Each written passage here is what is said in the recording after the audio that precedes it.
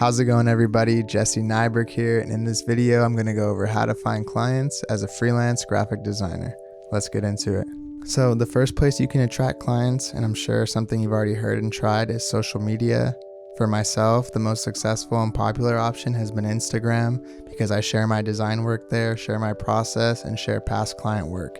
It can be good because Instagram's kind of like a more casual portfolio as well as an advertising platform for your work. One thing I would recommend though is if you get inquiries through Instagram or other social media apps, I would try to convert those to email. It works a lot better and it shows they're serious about the project and helps keep things organized rather than them all being in your direct messages. I've also found that TikTok can be a good place to advertise your work, so don't sleep on that platform. Use it to post some process or other fun videos, and it can attract a lot of the younger generation.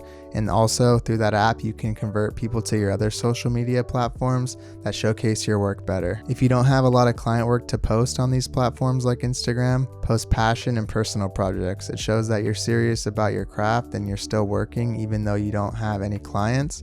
And it can also showcase some of the styles and things you want to do to attract future clients. If you're not posting often, clients may not know what kind of style you work in and may not know to contact you for future opportunities. This next one is friends and family.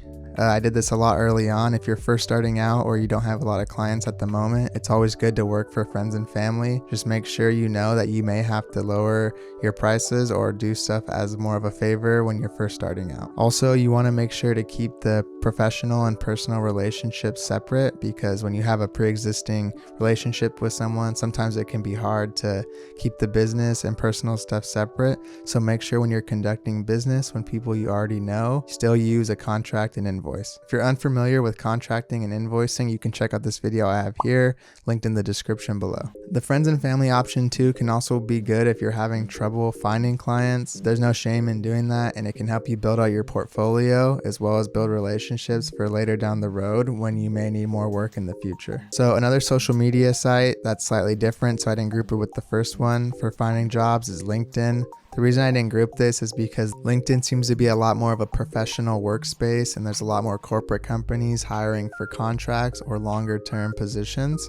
This can be good if you're looking for something a little bit more secure, but you still don't want to have the commitment of a full-time job. I've done a few contracts that lasted a month or two, as well as a few freelance projects that I got through LinkedIn. It can work well, but you also need to take time to set up your profile and make sure everything's looking good and your resume is filled out on there. That way people know to reach to you.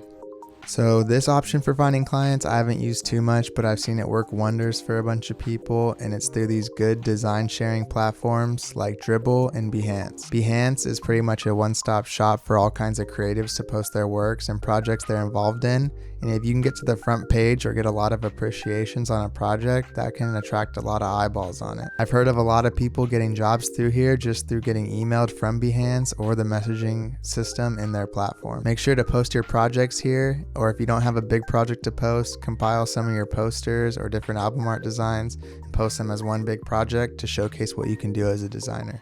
Dribble doesn't seem to be as popular as it used to be, but it's still a huge marketplace for designers. They also have a job posting area where you can look through and find full-time positions as well as freelance and contract stuff. In addition to that, posting your work on there, if it does well and it gets pushed in the algorithm through Dribble, a lot of people will see it, and there's a lot of potential clients on there looking for designers to hire. So the next option is cold emailing or cold DMing different marketing people, art directors of companies, or any staff there really. This can be effective, but only if done well. When you're doing this, it's very likely this stuff won't get any response unless you have a creative way of approaching it and writing it in a way that's going to separate you from the rest of the inquiries they get. If you have a previous relationship with any of these companies, it may be easier, but just be prepared for some no responses, but I still think it's worth a try. So this next one's a local business. I think this is often overlooked, but you can often find clients through local businesses even if they don't think they need design. It can be good to approach them in person because it puts a face to the name and you can develop a more friendly yet professional relationship. Local businesses offer a good opportunity to provide design services or different creative services to companies who may not know that they need them. You can help local businesses with their web design, bring them to social media, just improve their overall internet presence, help them with print, menus, uniforms, stationery, depending on what kind of business it is. A lot of these local businesses too are willing to pay for good quality creative services. They may just not know where to find them or haven't yet tried. So even if you have to be prepared to work within a smaller budget, it doesn't hurt to go down to your local coffee or sandwich shop and see if they need any design services. It can be a good opportunity to flex some creative muscles as well as build out a giant project for your portfolio. So this next one is my favorite way to get jobs, and it's referrals from past clients who I've left a good impression on. If these are returning clients or new ones from someone that recommended you, these are great because you start off on a good note and you've already been vouched for. As long as you can deliver on the creative services you promise, this type of project will usually turn out the best. So when I work with clients, I always try to leave a good impression. That way later down the road, they'll want to come back to me or refer me to other people they know in their network. So this last one's in-person networking. This is finding clients with people you've talked to in real life.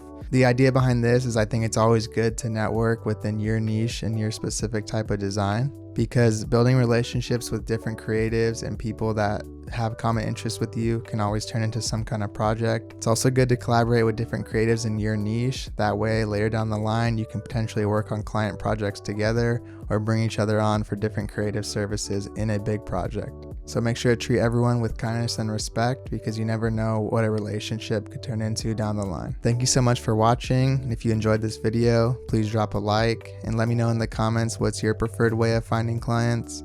Hope this helped you out, and I'll see you next time.